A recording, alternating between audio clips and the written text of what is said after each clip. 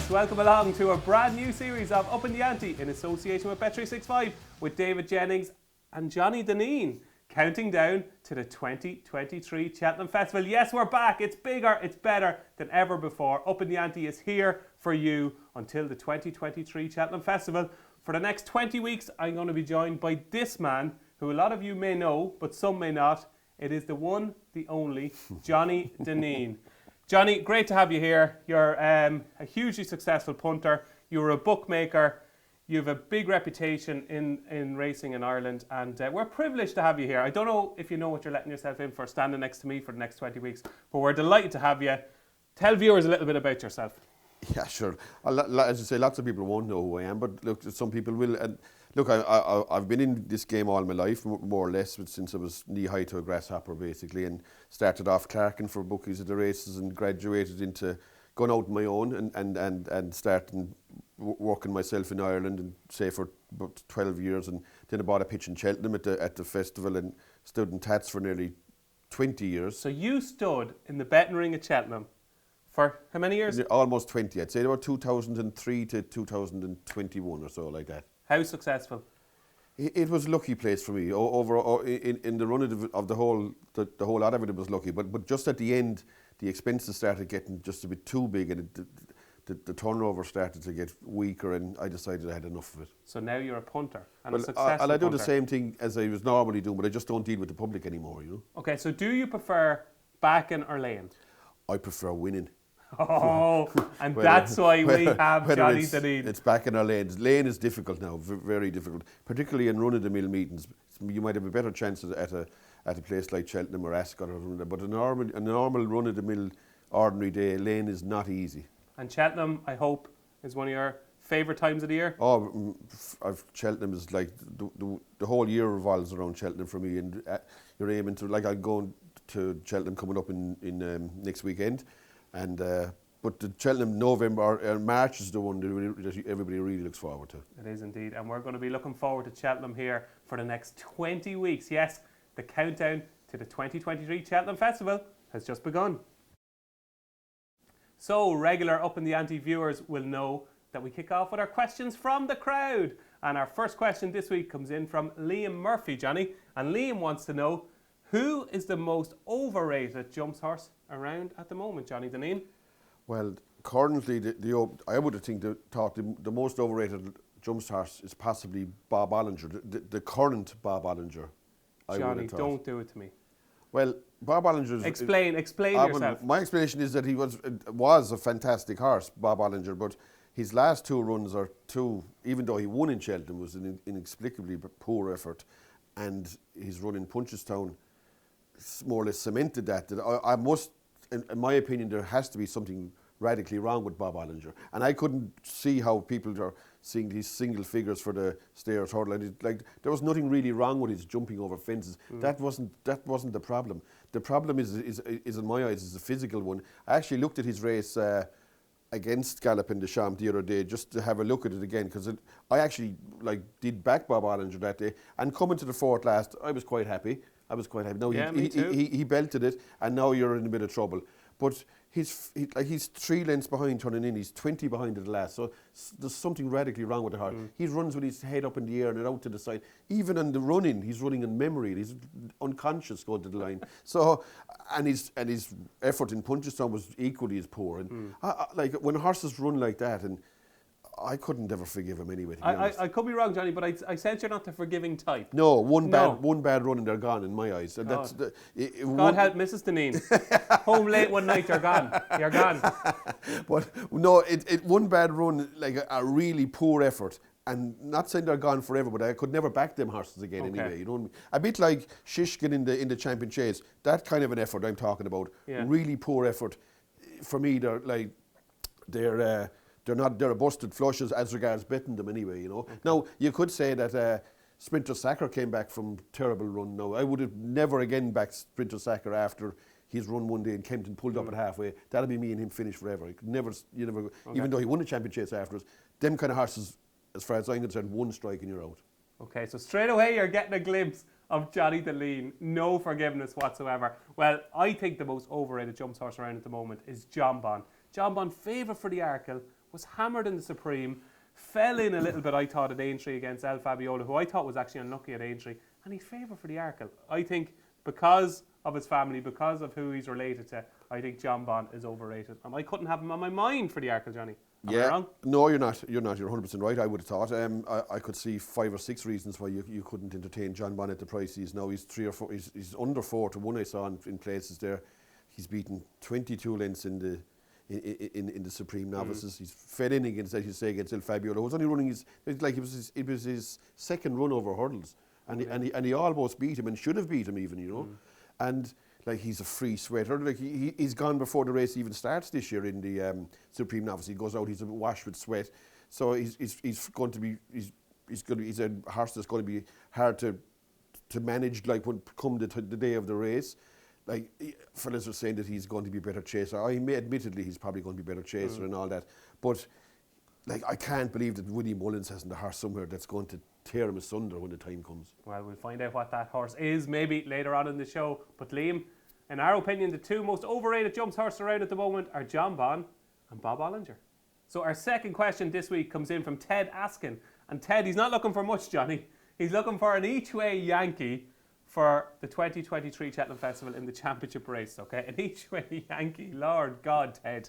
So we want one from each of us in the 4 championship races at the Cheltenham Festival. So we'll kick off with the champion hurdle. Obviously, personally, I think Constitution Hill is going to take the world of beating.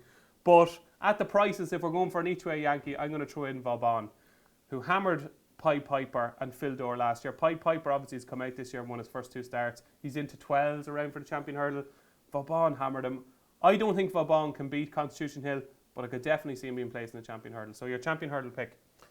Well, the first bit of advice I would give to Ted is forget about each way at this time of the year. You can't. Ted, put that in your pipe and smoke. You can't possibly do an each way bet for Cheltenham at like 6 months before, because if it doesn't turn up for the win, it's not turning up for the place.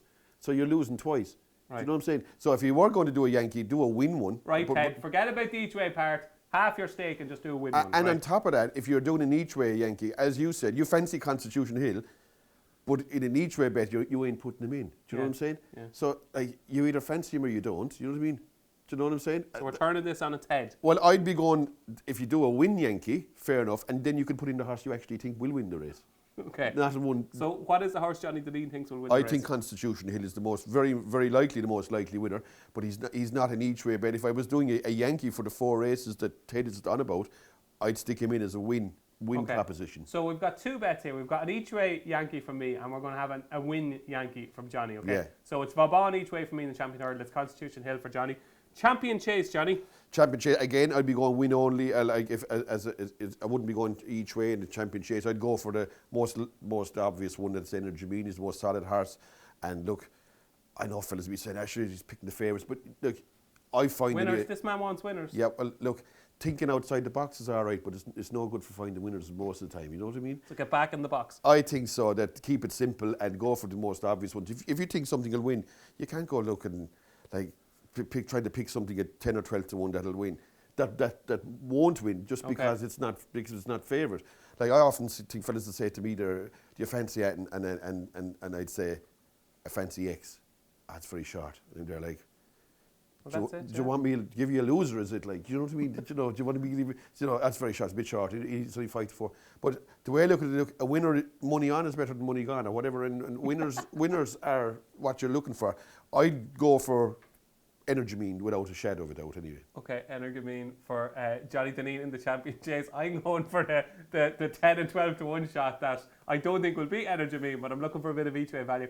I think Edward Stone, he's not a sexy horse, and he probably didn't win the greatest Arkle ever run last year. But Arkle winners do have a good record in the coming back in the champion chase. I could see him winning the slower chase on Sunday, and I could see him running well in Arkle. Do I think he'd be Energy Mean? No. Do I think he'd be placed in Arkle? Yes. So it's Edward Stone for me in the Arkle. Now, the Stayers Hurdle, Johnny. Who's your pick in this? Look, the Stayers Hurdle is a tricky race. You have the same kind of similar animals turning up again, but the one horse that hasn't ran against these kind of horses before is Blazing Cal. It looks like he's staying over hurdles, and it's quite easy to see a horse improving past all those like Flooring Porters and the horses that he's been running against for the last couple of years. he looks the fly in the ointment, as I would say, and at about 8 or 10 to 1, trained by wonderful operator, Charles Master, Burns. yeah. Yeah, absolutely. And I could see him having a big say in something like the Stayers Hurdle. Okay, well, I think I found the fly in the ointment in the Stayers Hurdle. I think Zanahiyr is going to be a big player.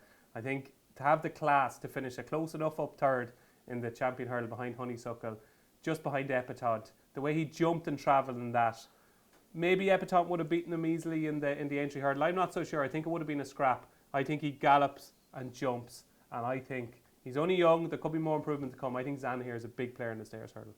Yeah, he's a possibility, and he's Like likely. scared of you now, Johnny, about these ones from left field that I'm throwing in. He's likely to improve at 3 mile, but Zanahiyr's horse brought off the flat. Like there may not be that much improvement as you think in a horse of his age. He could have plenty done already. Whereas Blaise Nicol is kind of a national hunt horse that didn't run in the flat and ran bumpers and stripped around there, and he's pretty lightly raced over hurdles. Look, Zanahiyr he's not a no hope or anything like it, but I would think that Blaise Nicol might be a better proposition. Okay, there we go. I feel we're going to have a lot of arguments for the next 20 weeks. And finally, our Gold Cup pick. And Johnny, you're going to hate my Gold Cup pick. I'm a bit scared at the moment. What? I'm actually scared because I'm feeling you're going to hit me or something when I say this. My Gold Cup pick is Ahoy Senior. Now, forgiveness is my worst trait, Johnny, and obviously you don't forgive easily. Yeah. Okay? Forgiveness is my worst trait. I think people are just writing him off because of this run in the Charlie Hall. Like last year, his first run back was terrible as well. He's going to come on a ton for the run, and when he does get into a rhythm, he is a relentless galloper, as we saw at Aintree last year. I think he's a very good horse, and I think we might be a little bit soon to write him off. So for me, it's Ahoy Senior in the Gold Cup. I'm not saying he'll beat Gallop in the Champs, but I think he could run a big race in the Gold Cup. Yeah, look, it's not beyond the bounds of possibility. Without a shadow of a doubt, he has to come back from a poor attempt in the Charlie Hall chase at the same time. Look, it's all very well being a good jumper and that, but everything has to be in rhythm with a horse like Ahoy Senior. The first time he's messy at the fence, he's inclined to his jumping like almost falls asunder. And yeah. Look, I wouldn't fall down if he had a say in the Gold Cup. It wouldn't fall down, but he wouldn't be for me now, to be honest. No. So what is for you, Johnny? Look, as I said, I like to keep things simple. I don't go for horses at 10 or 12 to 14 to 1 just because they have a chance of filling a place. I'll go for the ones that I think might win the race. And the horse they have to beat, even though he's rising 9 years of age, is A Plutard. Okay. Yeah. You're more in the A Plutard camp than Gallop in the Champs? Yeah, I am, because Gallop in the Champs, he's coming out of novice company. He's never ran in the open company yet. I don't like his style of running for winning the Gold Cup. Like you won't see many horses going out pinging away on front and staying there. Like it's not an easy race to make all the running over 3 1/4 mile. And he's going to have the likes of Ahoy Senior messing him around doing that. Could as he well. be a freak though? Could he just be a freak? Yeah, look, he could well be. He could well be, but like I think too much has been read into the fact that he tore asunder Bob Olinger. I think there was no merit in doing that. You know what I'm saying? And he's beaten Master McShee a few times, like you know, that kind of stuff. I don't know. You could pick slight holes in him. He has to prove himself out of novice company. Okay. That's always not an easy thing to do. So you're an A Plutard man.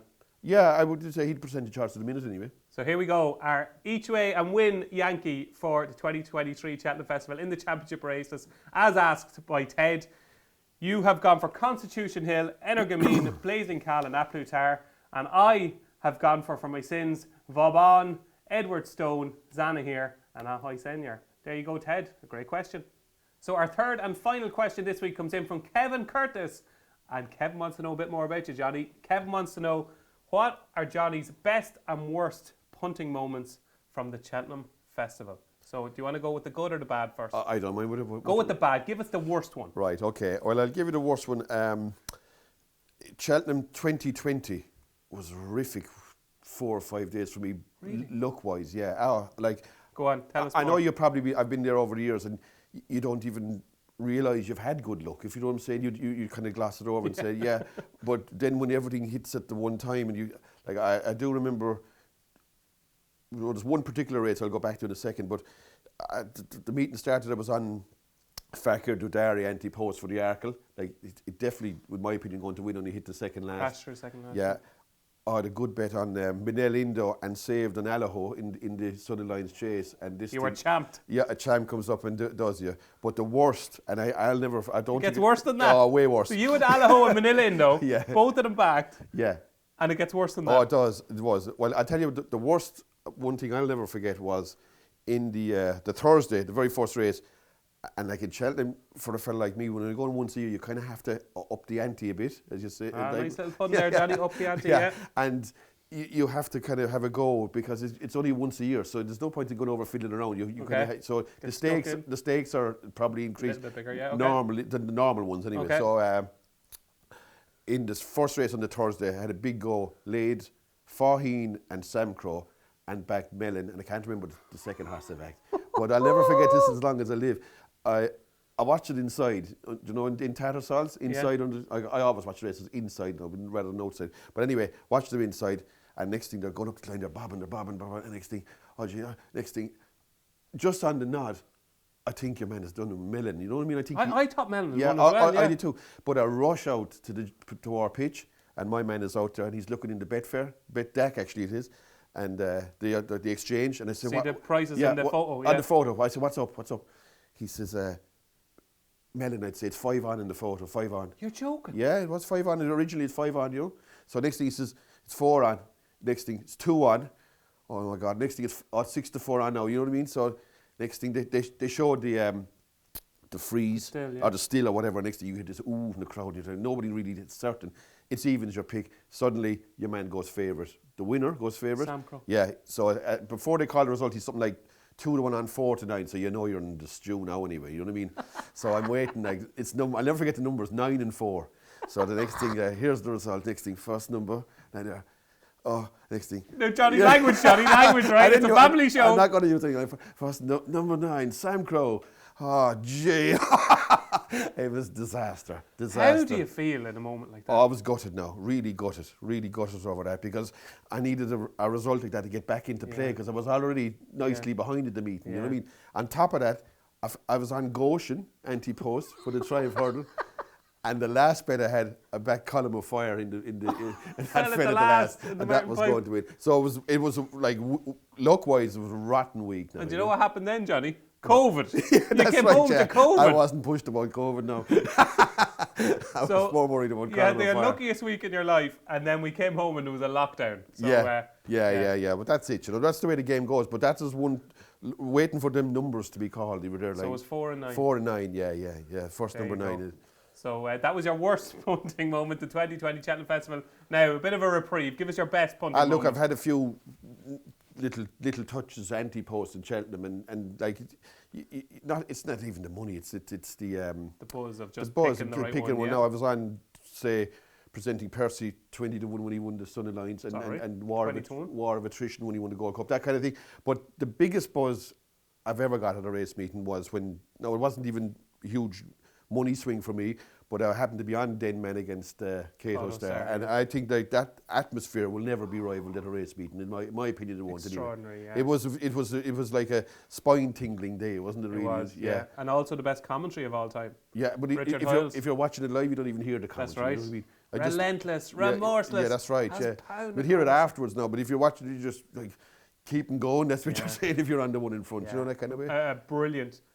But it was a build-up for months, and you'd said this mightn't ever take place, but it did, and it was a race as well at the finish. You know what I mean? It wasn't an anti-climax. So there you go. Those were Johnny Dineen's best and worst punting moments at the Cheltenham Festival.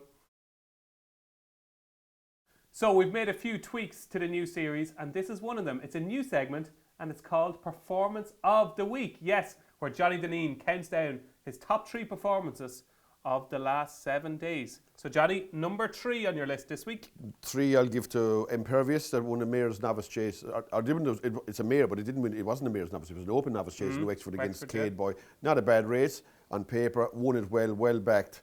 Liked the way she jumped. Handled heavy ground. Handles all sorts of ground. It's going to take higher rank over fences against Mayors anyway. So number 3, Impervious. Number 2. Number 2, I'm probably on my own here now, but I was very impressed with Thyme Hill in Exeter. I was too. Oh yeah. Like I actually don't like backing horses over fences, especially when they're that age and they're heading for you know, the age that he is, he spent a lot of time over hurdles. I had something on Press Your Luck, and I knew after about 3 fences, like, the way Time Hill is jumping, he'll win here. This is over. You know what I mean? He seemed to enjoy it. I did, and he did make a mistake at the last and the far side. It's 5 from the finish, but he jumped the next 3 fences, but now he was a bit hairy at the last as well. But overall, he was. I thought his jumping was good, and it was high. It was safe, and I can't see too many horses, English novices, that are going to be better than him over 3 mile. And as well as that, the one thing I'd say about him was that when I was watching him, Exeter is a tough jumping track, and as you say, he wasn't taking chances. He wasn't low. No. I know he made an odd mistake, but he was making a nice shape over the I thought so too, and I mean, I'm not real judge of horses or the horse flesh or anything like that, but I thought that he did well, and I could see him. I can't see too many horses that you'd be worried about Ante Post anyway in his division. Excellent. So number 2 is Time Hill. So number 1 on the brand new segment in Upping The Ante this series, Johnny Dineen's performance of the week goes to... Well, it's an obvious one, but it was a short price. He only did what I suppose a lot of people expected, but I thought American Mike was fairly awesome in Down Royal.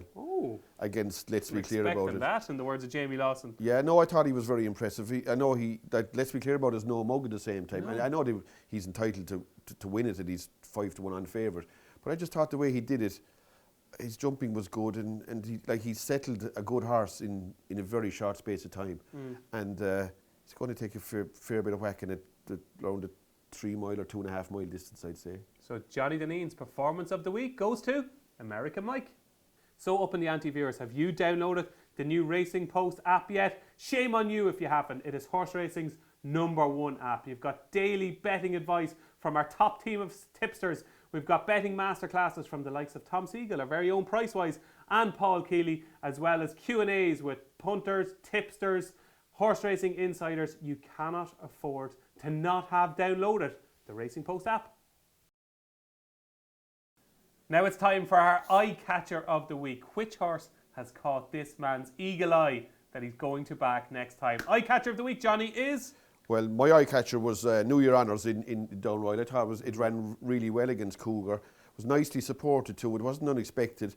And late money as well. Yeah, it gave Cougar a fairly good race. It was a good effort for a horse first time out. Like, if you're looking for something that is going to be difficult to beat next time out, like New Year, admittedly, it's not going to be a great price if it turns up in an ordinary maiden hurdle, is it? Johnny, a winner's a winner. You taught me that earlier in the show. Yeah, I suppose so, yeah. But money on is better than money gone. Exactly. And I would say that he's a surefire winner on the back of what he did in Down Royal. Okay, so that's New Year Honours, trained by Gordon Elliott. Could potentially, who knows, be a Fred Winter type.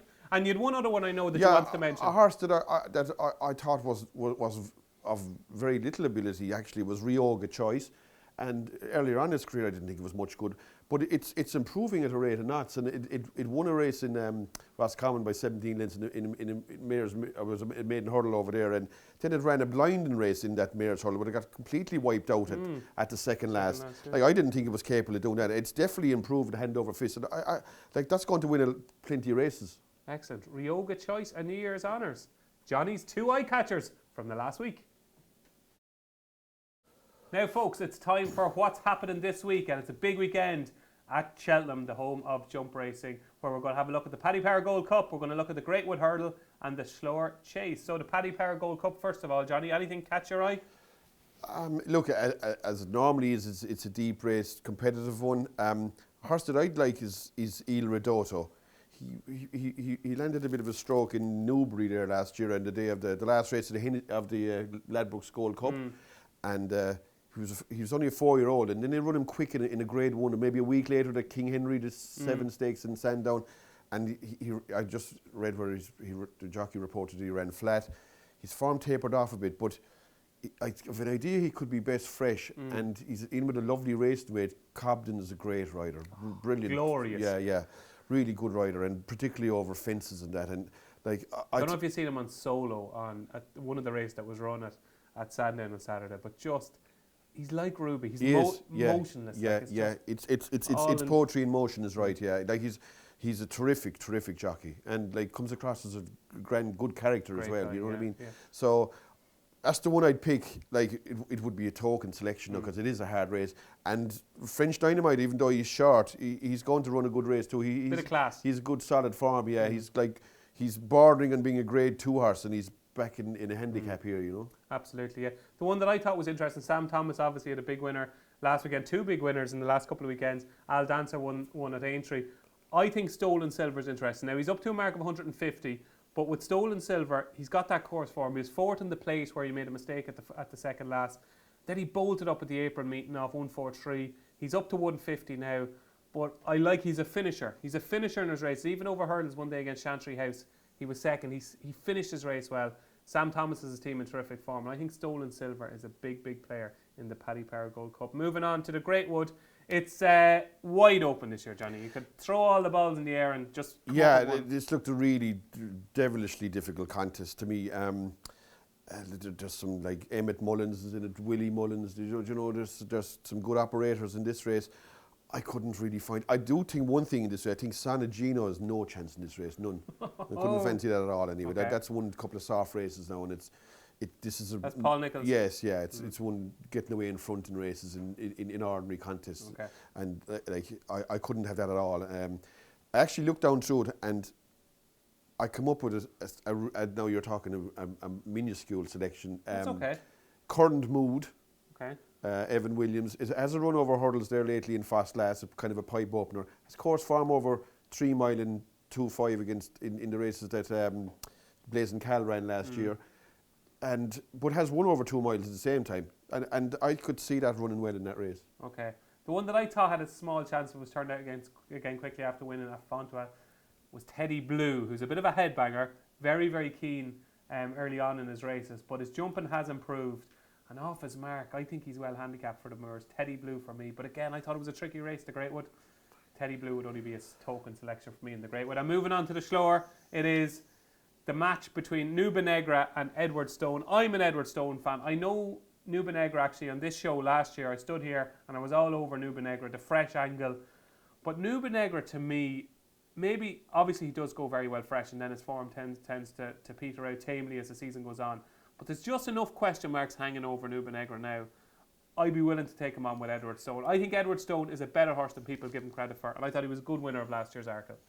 Yeah, you'd have to say he did it well, and even though it might have been a vintage renewal, I haven't seen the weights. Is he giving weight to Nuba Negra? You're putting me on the spot here now. I should know. Yeah, I looked at it yesterday and I couldn't see what they hadn't the weights down in it, you know. But I imagine he is because he's after winning races past a certain date. Yeah. Whereas Nuba Negra, now he could be given, I don't even know what weight he's given. But listen, Nuba Negra is as soft as putty anyway, isn't he? Like the minute there's any sort of pressure comes on him, he goes down in the heap, doesn't he, Nuba Negra? Okay, he might be best fresh, but look, if Edward Stone can't take care of Nuba Negra anyway, I don't care how fresh he is, he's no business going for champion chase. So you're an Edward Stone fan? I'm an anti-Nuba Negra fan anyway. That I think is an awful yoke. An awful yoke. And that's what's happening this week. I love it. So now, folks, it's time for DJ versus Johnny, your weekly charity bet competition. Those lovely people at Bet365 have kindly given myself and Johnny 50 quid to spend each week on a charity bet of our choice. And we're going to be monitoring this, Johnny. So this is very important. We're going to be keeping track to see who's going to win over the 20 weeks. So 50 quid to spend on a bet this week. So I'll kick off. My 50 quid is going on Amarillo Sky in the 145 at Cheltenham on Friday. Down to a mark of 140. Has been dropped £3 since finishing 5th in the Grand Annual. I thought he ran okay there. It was a funny sort of a race. The weather was desperate. But if you go back through some of his form from last season, I think he's a well-handicapped horse. He's only £5 higher than the race he won at Newbury, where I thought he was pretty impressive. Good horses like Go A Little were behind him that day. Joe Tizard has started the season in pretty good form. He's operating, I think, his 30% strike rate or something at the minute. And I think Amarillo Sky can beat the favourite, the Glancing Queen, in the 145 at Cheltenham on Friday. So my first 50 quid charity bet goes on Amarillo Sky, round about 9-2, Johnny. Your first selection, please. Well, I'm going to go with Music Drive. It's running in Cheltenham on the Friday at 3:30. Music Drive, Ballymore Novices Hurdle. Look, I thought it was a fraction unlucky the last day there. I just looked down through the entries. There's nothing there that you'd be particularly worried about. The favourite to me looked vulnerable. I think they were going to go on 2-1 at Hermie Allen. Like he's a big price tag, was running with a dirty tongue strap on him straight away and brought to Stratford first time out, smacked of me like that they wanted to get it to win anyway at all costs. You know what I'm saying? Like, you wouldn't bring a 350 grand horse to Stratford to making his debut over hurdles. I don't think you would. And if you really thought he was going to be up to the top level, and no, this isn't the top level race either, but look, I think Music Drive, he's had a run over the course, he's won in Galway, he's good, reasonably good bumper run there. There's nothing in the race that I thought you'd be saying that he definitely wouldn't beat. I think he's a great chance. Music Drive in the 3:30 at Cheltenham on Friday for Johnny Dineen. 50 quid in around 7 to 1, I think. Johnny, I think he's around 7 to 1. Yeah, so there exactly. we go. Music Drive for Johnny and Amarillo Sky for me. Our first 2 charity bets in DJ versus Johnny. So each week here on Upping The Ante, we're going to preview one of the big races at the 2023 Cheltenham Festival, and we've got to start with the biggest of them all this season. It is the Champion Hurdle, the big clash, the big showdown between Constitution Hill, your runaway Supreme Novice Hurdle winner, and the mighty, unbeaten Honeysuckle. At the moment with Bet365, your 5 to 4 favourite is the Pretender. It is Constitution Hill. It is 4 to 1 Honeysuckle. It is 8 to 1 Vauban. It is 10 to 1 the 2 Willie Mullins trained runners, Sir Gerhard and Stateman, and 12 to 1 Bar. Right, Johnny, we spoke earlier on in the show, and you are a big Constitution Hill fan. Yeah, I'm a big fan, as much like most people are a big fan of Constitution Hill. But he's coming out of novice company too, which is it's an unknown really to say. He's going to stepping out into open company. Look, I think he's very, very likely winner. 5 to 4, 11 to 8. It's quite short for a race. Have you backed him yet for the champion? No. I wouldn't be backing him at 5 to 4, 11 to 8 Ante Post this time of the year anyway. Like he's going to be, what price can he be on the day? Can he be worse than 1 to 2? Surely not. You know what I mean? And I was interested in the races that he's targeting. He's not. I would have thought he was certainly to go for fight and 5th and Christmas Hurdle. Now they're looking like they're putting Epatante in those 2 races. You know what I mean? So it's just he's going to have like complete no races between here and Cheltenham because he's going to run in. What kind of races is he going to run? He'll run the Ascot Hurdle first. Yeah, of all, over 2, 3. Yeah, it's very strange to be not to be running your best horse in the best races, like and kind of facilitating Epatante, if you like, you know. So. But on a line through last year, Epatante is not far off Honeysuckle in the Champion Hurdle. And if it jumped to last, it would have been right on top of her. And surely Constitution Hill is a mile ahead of Epatante. So it would be Constitution Hill for me anyway. Right, there's Upping The Ante viewers watching this show, and they're going to be screaming at their screens now saying, Johnny Dineen, what are you doing? Honeysuckle is 16 from 16. She's been there, she's done it. She's won her 2 champion hurdles. She's never been beaten. She's possibly one of the greatest players of all time. And she's 4 to 1 with Bet365 for the champion hurdle. Are we all not bonkers not to be backing her? Well, I wouldn't go for... No, 4 to 1 is probably a fairish price, but the prices are no good unless you win. You know, 4 to 1 is it's a great price if it wins. That's the biggest lesson I've learned today. Yeah, well, look, fellas down to be about value and prices. Value and prices mean nothing if you don't hit the winners. Yeah. So 4 to 1 is no good if Constitution Hill is hosing up, is it, like, really? No, so that's the way I look at it. Look, it's 4 to 1. Would I lay it at 4 to 1? No. But would I back it at 4 to 1? Definitely not. Like, you could say she's 16 from 16, all that kind of stuff, but like...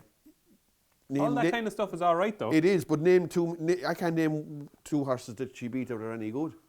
Okay. Well, Zanahere's all right, like. But they're like Zanahere's a 10 to 1 for the World Hurdle kind of stuff. You know what I mean? Like Sharjah, Galway Hurdle horse. You know that kind of thing. I know they're admirable. That's harsh. Sharjah's won a load of grade ones. He has, but like the grade ones over here, isn't they? Like, you know what I mean? He's been placed in champion hurdles and being ridden to be placed, but like Honeysuckle has never come up against a real top horse, has it really? But it's been lucky that it's been a division that has been weak up to now. But now there's a few new kids in the block emerging, and I'd imagine she'll be found out. Okay, so Honeysuckle will be found out. Let's talk a few quickly of the bigger price ones. I'm a big fan of Vauban. I think it's very hard, I know, for juveniles stepping out of a juvenile company as 4 going into 5-year-olds.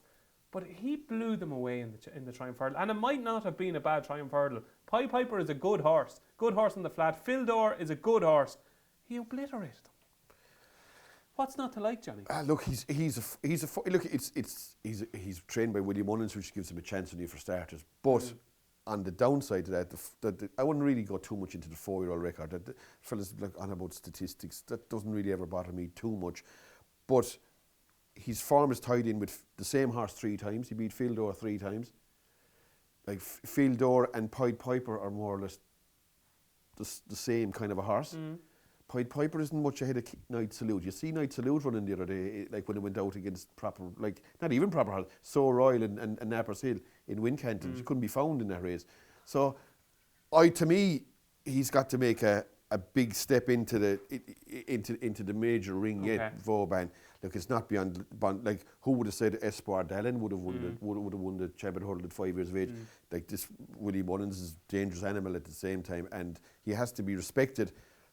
I wouldn't dismiss him, but I wouldn't be going from either at the same time. So, judging, reading the brilliant Stable Turn the Racing Post from our very own Mark Boylan with Willie Mullins, it sounds like they're thinking about keeping Stateman and Sir Gerhard over hurdles.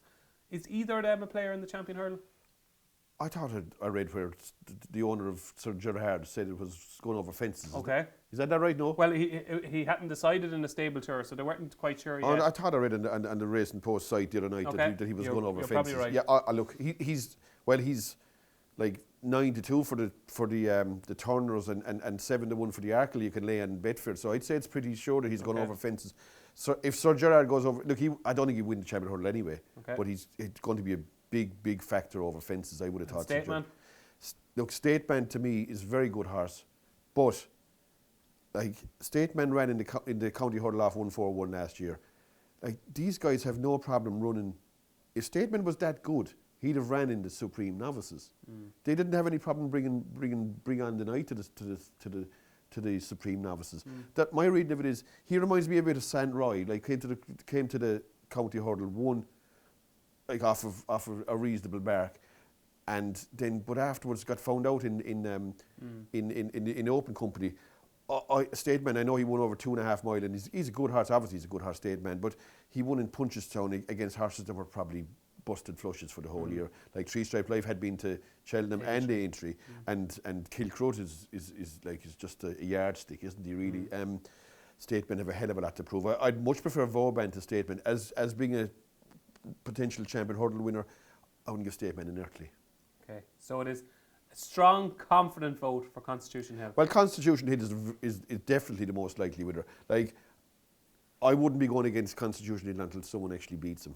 Okay, and I'm a massive Constitution Hill fan as well. He would be for me in the Champion Hurdle, but I do think that 8-1 about Vauban is not bad value. So now, Upping the Ante viewers, it is the moment you have all been waiting for. It's the picks. It's time for our first Ante Post selections for the 2023 Cheltenham Festival. Can you believe, Johnny, there's people who watch this show who fast forward to this part and they don't even watch the rest. You have missed out, let me tell you. Go back and watch it from the start. But here we are. It's time for the picks. It's the team sheet, Johnny. Who is the first name on Johnny Dineen's team sheet for the 2023 Cheltenham Festival? Well, look, it's difficult to pick out horses this time of year, Ante Post. It's a long way away, but I like to go for one where it's the race it's going for is not going to be in question. So I like to pick a horse there's no other target for it, and the horse I'm going to pick is Time Hill. Time Hill, an English horse. Yeah. Wow. And explain. Well, the explanation is he was a very good horse over hurdles. He may have spent a season too long over hurdles, if anything, if you had any crib. But he's a high rating over hurdles. He's good course form. I liked his jumping in Exeter. I thought he won with a fair swagger. And the beauty of him is that there is no other race for him. It's not as if you're going to be sweating that he's going for a 2.5 or some other kind of a race or back over hurdles. If he goes back over hurdles, you're not going to win anyway. So the way I look at it, he's not going to do anything over hurdle at this stage. But I was impressed with him. I think his jumping is safe, and I couldn't see that many horses that you'd be worried about in the market so far. The fact that the Nice Guy is out of it blows the race wide open, in my opinion. And definitely of the English horses, I could see him being the best. He'll definitely be, I would have thought, on the premises anyway when the time comes. Okay, so Time Hill, good back form, solid Cheltenham form. Time Hill, a 10-1 with Bet365 for the Brown Advisory, is the first name on Johnny Dineen's team sheet for the 2023 Cheltenham Festival. And usually what used to happen in this show was that I'd go for English horses who have been doing terribly at the Cheltenham Festival, and my former colleague used to go for Irish horses who did much better. But it's changed around, Johnny, because I am tipping an Irish horse as my first choice, and my first tip for the 2023 Cheltenham Festival is Appreciated in the Arkle. Now, I know what you're going to say. We don't know what race he's going to go for, but he's 10-1 at the moment with Bet365 Appreciated. I would be very surprised if he stays in one piece for the season, if he's not Willie Mullins' best novice chaser. If you forget about that run in the Champion Hurdle, he ran okay, was a big ask on his first run last season. From such a long layoff, to come back and win a champion hurdle. But he ran okay. If he didn't run in that race, I think he'd be about 5-1 for the Arkle, not 10-1. I think people are reading into too much into that run. He won the Supreme by 24 lengths. Now, it did fall apart a little bit, but he still won the race. I know Blue Lord fell at the last. He still won by 24 lengths. He's a big brute of a horse. And I remember talking to Paul Townend. One day he rode against Honeysuckle. I can't remember what he rode, but he said, I can't wait to have a go against Honeysuckle with the big horse. The big horse was appreciated. He obviously had that go in the champion hurdle. He didn't get close to her. But I think Fence is going to be the making of Appreciated. And I think you do need a pretty decent stayer for the Arkle. I know he's going to get further in time. He had enough pace for the Supreme. I think he's going to have enough pace for the Arkle. And I think this season, Appreciated is going to take the novice chasing department by storm. What do you think, Johnny? Go on, hit me where it hurts. No, he obviously a very good horse, but he obviously has his frailties too. When he only ran once last year, like they were all year getting him to Cheltenham without a run, couldn't reappear in Punchestown even, which is a bad sign. Missed Punchestown the year before as a novice too. So he obviously is a tricky one to keep right. Look, if he come back to his best, he's a very, very good horse. And he actually saw the champion hurdle the other day. He didn't run bad in it at all. Okay. I didn't think he ran quite as well as he did. Yeah. Look, he'd tear John Bonn asunder if he was. If that's he was, my thinking, Johnny. If he's back to his best, but that's a big if. I would have thought. No, you know. Okay. Well, hopefully not. My first selection for the 2023 Cheltenham Festival is Appreciated at 10-1, and at the same price, it's Time Hill for Johnny Dineen in the Brown Advisory. Now, Up in the Ante viewers, because it's the first week back, we've got a treat for you. Yes, we've got a Members Club Ultimate offer with the Racing Post. Save 10 is the code. If you join the Members Club Ultimate, save 10, put that in the box, save 10, and the first 3 months will only cost you a tenner. Yes, a tenner for the first 3 months with the code save 10. Become a member of the Racing Post Ultimate Members Club. So, Johnny, guess what? That's it. You can breathe. Your first appearance on Up in the Ante is done and dusted. How was it for you? Very good. I enjoyed it very much so, yeah. And I enjoyed it too, Johnny. Do you think you can do 20 weeks next to me? I wouldn't think that'd be any issue. Okay, well, hopefully that lasts. We've got some brilliant pearls of wisdom from Johnny already in week 1.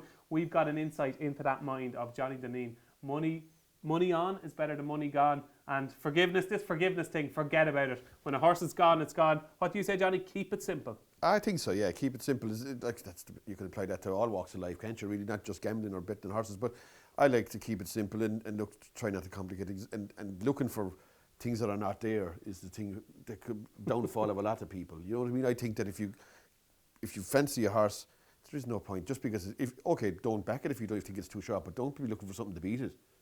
Excellent. And you have a very enjoyable weekend planned, Johnny. You're off to Cheltenham for the November meeting. Yeah, that's it. I usually go this meeting and the festival. So I missed Friday because I couldn't get a flight out of Cork on Friday. But we're going Friday evening, so I'll be there for Saturday and Sunday and home Monday. And if you see our new Up in the Ante star, Johnny Dineen at Cheltenham, come over, say hello, ask him what's he fancy in the next race. Any pearls of wisdom, Johnny, you'd be delighted to talk to people. Absolutely, yeah, absolutely. Absolutely. But don't forget to come home now. I'll be home. Because you're here every Tuesday, and myself and Johnny will be with you every Tuesday at 6 o'clock from now until the Cheltenham Festival. That's week 1 done and dusted. It's been a pleasure joining you here on Up in the Ante in association with Bet365. Thanks for watching.